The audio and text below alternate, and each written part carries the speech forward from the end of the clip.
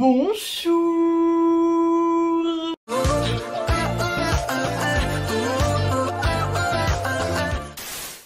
Aujourd'hui, je suis ravie de vous retrouver pour mon traditionnel top drama scolaire. Et on enchaîne tout de suite avec la 10e position School 2017. On sait tous, le système scolaire asiatique est connu pour être particulièrement impitoyable et discriminant. Et face au système injuste, un élève décide de protester contre le lycée tout entier. Vêtu d'un grand sweat à capuche noire, personne ne connaît son identité, mais il semble bien déterminé à mettre à mal les règles et la hiérarchie. L'anarchie commence. Ce que j'ai vraiment adoré dans School 2017, c'est son trio. T'as vraiment une bande de personnages hyper attachants. On parle d'amitié, on parle d'amour, on parle de la pression que les parents mettent sur leurs enfants. Bref, on aborde plein de sujets qu'on a l'habitude de croiser dans le genre drama scolaire. Et si vous avez aimé School 2017, il y a eu plein de versions. Il y a eu School 2015 qui a été le tout premier que moi j'ai découvert. Il y a eu School 2013 aussi. Et puis récemment School 2020, mais celui-là je ne l'ai pas vu et apparemment il est pas incroyable.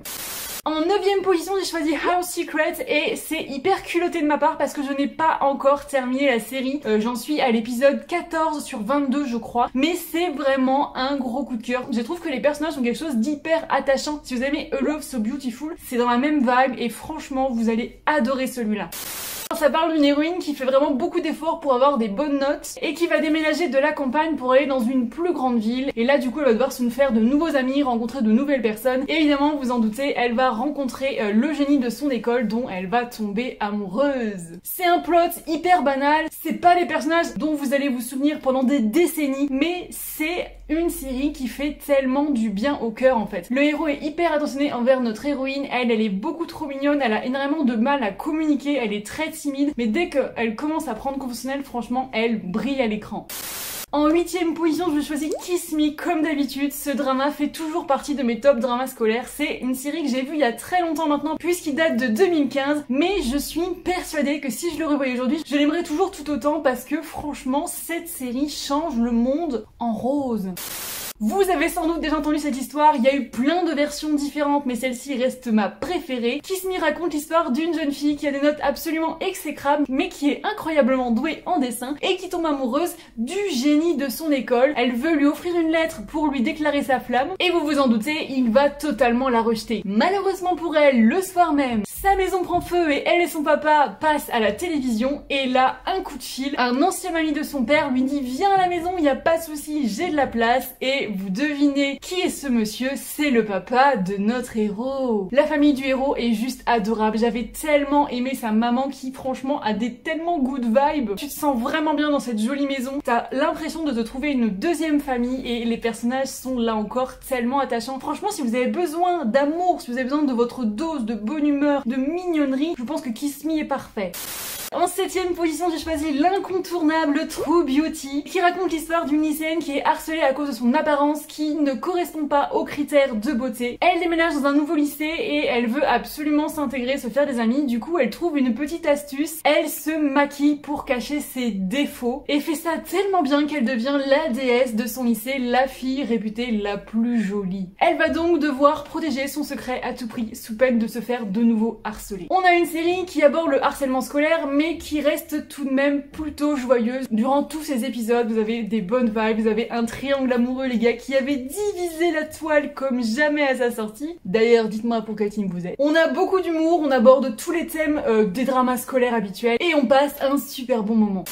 En 6e position, j'ai choisi F4 Thailand, qui vient moderniser Anna Dango, Boys Over Flower et toute la clique. Pour ceux d'entre vous du coup qui ne connaîtraient pas l'histoire, ça raconte celle d'une jeune lycéenne pauvre transférée dans un lycée pour riches qui se met ado le leader du F4, le groupe qui dirige l'école et qui de ce fait reçoit un carton rouge qui signifie qu'elle doit être bisoutée par l'ensemble des élèves. Le début du cauchemar commence.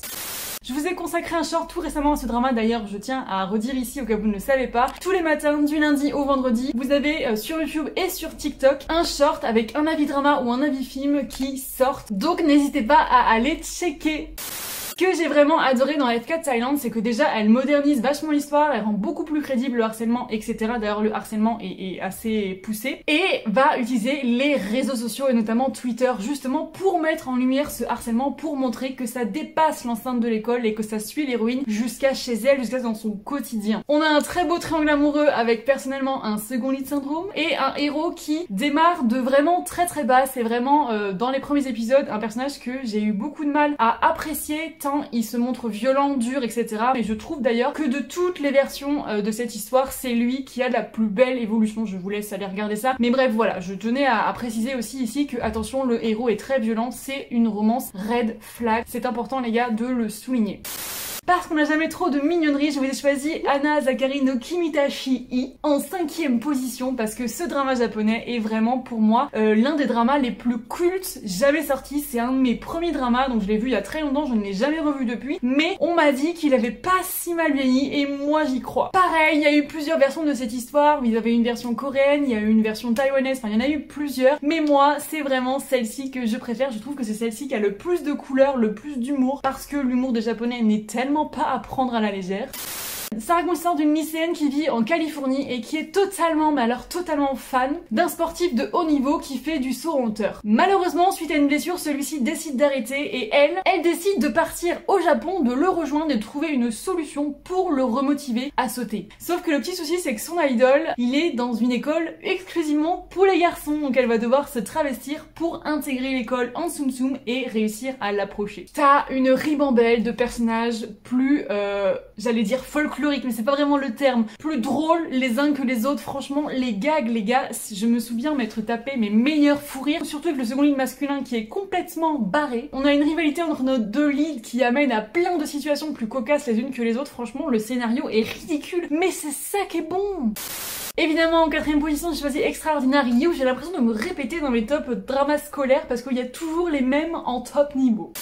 Ça raconte l'histoire d'une lycéenne qui est le personnage de Manoa parfait. Elle est belle, elle est riche, elle est intelligente, elle plaît aux garçons et en plus elle est fiancée au leader du A3, le groupe le plus populaire de l'école, et vous faites sans doute le parallèle avec Anna Noridengo parce que oui, effectivement, c'est une parodie. Mais bref, sa vie parfaite bascule du jour au lendemain lorsqu'elle se rend compte qu'elle entend des claps, qu'elle perd des laps de sa mémoire et qu'elle avance dans le temps en perdant des souvenirs au passage. Et elle va faire alors la découverte la plus incroyable de toute sa vie. Sa vie n'est pas réelle. Elle est en fait l'un des personnages d'une BD romantique. Est-ce que vous imaginez ce que ça peut faire de découvrir que toute votre vie, tout ce que vous pensez réel ne l'est pas? Je pense que ça met une sacrée claque. Et ce qu'on adore avec ce personnage, c'est qu'elle va pas du tout se laisser faire, qu'elle va vraiment essayer de changer son rôle dans l'histoire, de reprendre les rênes de sa vie, et elle est ultra attachante. Vous allez adorer découvrir notre héros qui est tellement pipou.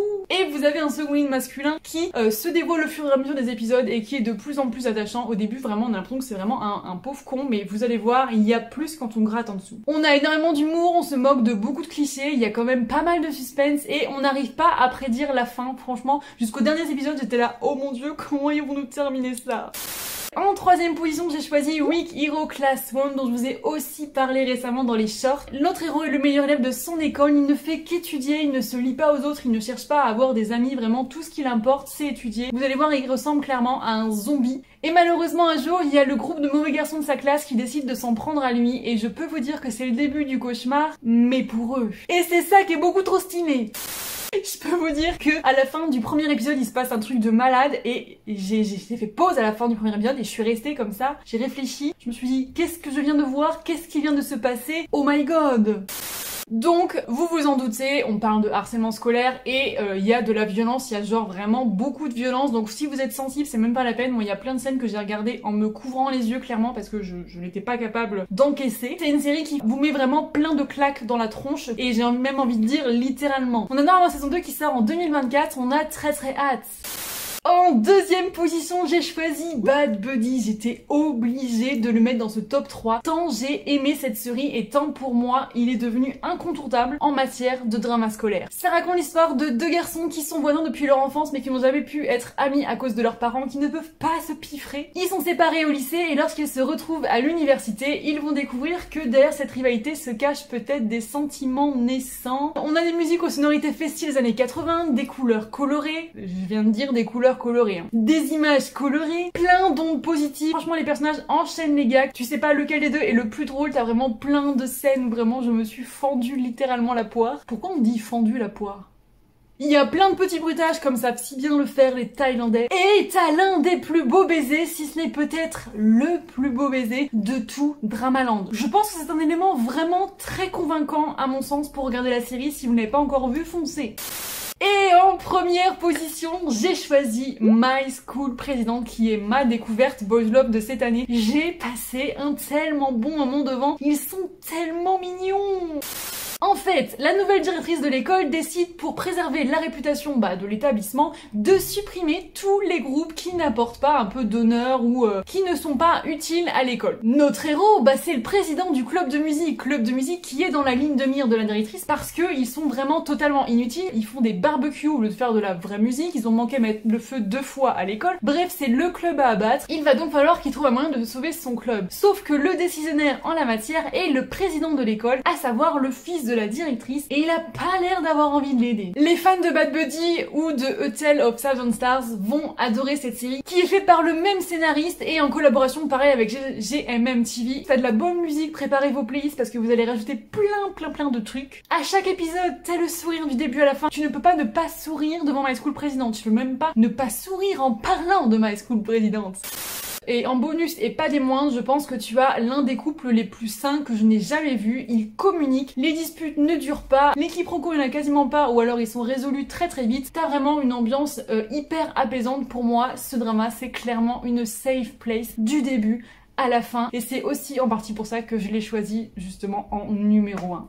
Donc voilà, c'est tout pour moi. N'hésitez pas à me dire en commentaire, vous, quels sont vos dramas scolaires préférés. Si vous voulez me faire un top 10 également, j'ai très hâte de vous lire. Et je vous fais plein de bisous. Je vous dis à lundi 7h30 pour les shorts de la semaine. Sarani, popo, bye bye.